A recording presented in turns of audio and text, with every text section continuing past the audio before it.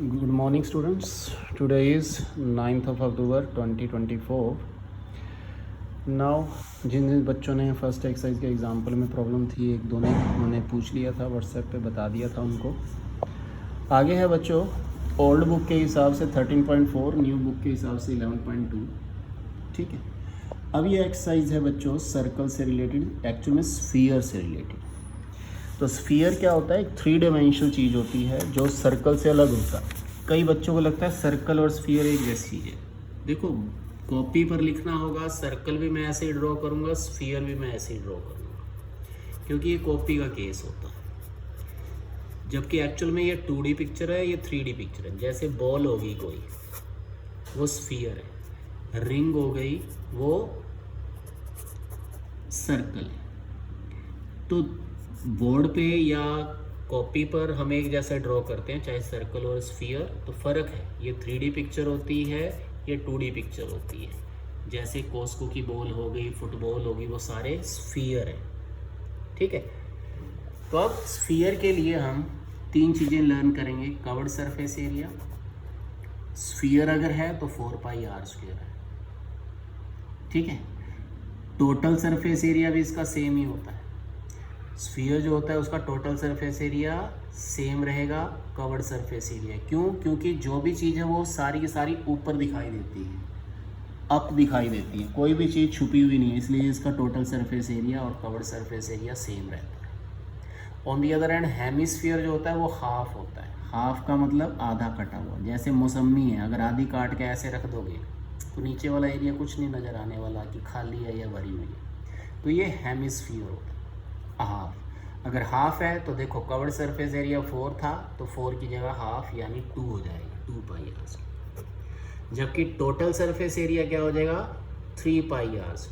इसमें अलग है, दोबारा सुन लो, जो स्फीयर है उसके अंदर 4πr² कवर्ड है और टोटल भी 4πr² है। जबकि हेमिस्फीयर है तो कवर्ड सरफेस एरिया आधा हो जाता है, जबकि टोटल सरफेस एरिया 3πr²। ये फॉर्मूले याद रखना। एक्सरसाइज स्टार्ट करते हैं। वो कह रहा है find the surface area of a sphere of radius this and this and this. तो रेडियस दिया हुआ है, सरफेस एरिया ये नहीं वो कह रहा कवर्ड या टोटल। स्फीयर की बात कर रहा है तो चाहे कवर्ड कहता है या टोटल कहता है, चाहे कवर्ड सरफेस एरिया कहे चाहे टोटल, क्योंकि फॉर्मूला सेम ही लगना है। तो फॉर्मूला लगाओ, रेडियस दिया हुआ है, आंसर ठीक है ना, 4πr²।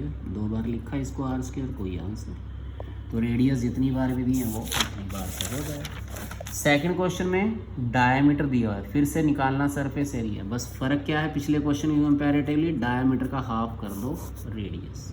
फॉर्मूला वही πr², 4πr², ये आंसर। यहाँ डायमीटर 21 है तो रेडियस 10.5 हो जाएगा।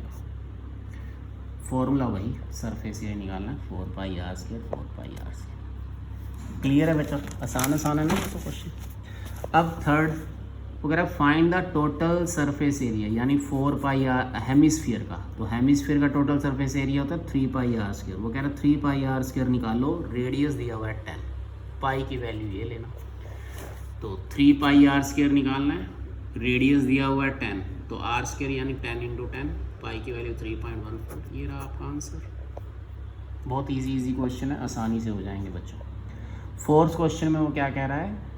The radius of a spherical balloon increase from 7 centimeter to 14 centimetre.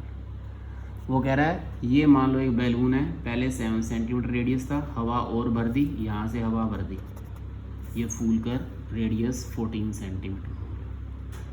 ठीक है, अब वो कह रहा है find the ratio of the surface area in 2 cases. 2 cases मतलब जब बिना भरे, थोड़ी हवा भरी है, जब ज़्यादा भरी है, इन दोनों का रेशियो निकालो सरफेस एरिया। तो सरफेस एरिया का फॉर्मूला तो वही लगना है, 4π, यहाँ r1 है तो 4πr1², और यहाँ r2 है तो 4πr2²।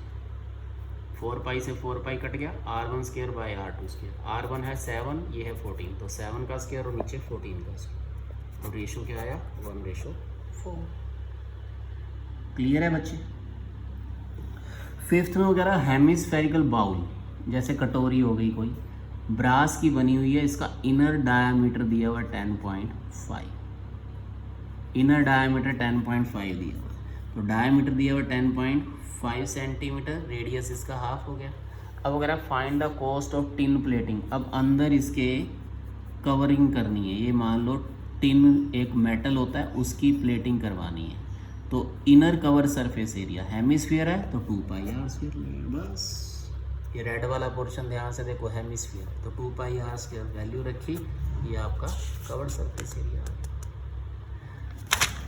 अब क्वेश्चन में वो कह रहा है कि ₹16 लगते हैं इसके लिए 100 सेंटीमीटर स्क्वायर के लिए, तो 100 सेंटीमीटर स्क्वायर के लिए 16 रुपीज़, 1 सेंटीमीटर स्क्वायर होता है तो 16/100, और टोटल कितने सेंटीमीटर स्क्वायर हैं, इसको अगर नहीं सोल्व करना तो एज इट इज लिख लो कि इतने सेंटीमीटर स्क्वायर के लिए मल्टीप्लाई कर दिया, तो इधर कट कटा के क्या आया, टोटल टिन प्लेटिंग करवाने के लिए 27.72 रुपीज़ लगेंगे बच्चों। कोई डाउट?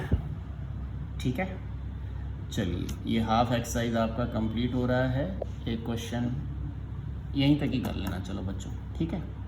थोड़ा एग्जाम्पल भी इसका ट्राई करना, एग्जाम्पल नंबर 10 बहुत इंपॉर्टेंट है, ध्यान से देख लेना, ठीक है। कोई डाउट हो तो बच्चों feel free to call, WhatsApp, जो भी आपको लगे कर दें। ओके बच्चों, थैंक यू।